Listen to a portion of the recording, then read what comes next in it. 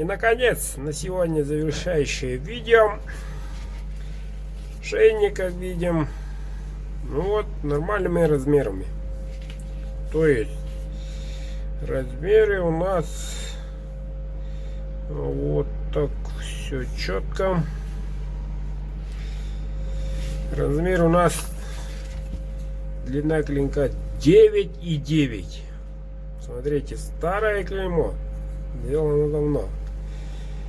Вот. Прямой спуск, рукоять.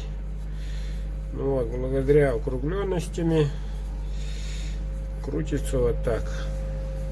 Я вам скажу, РВЛ-ка делает свое дело, буквально гуляет.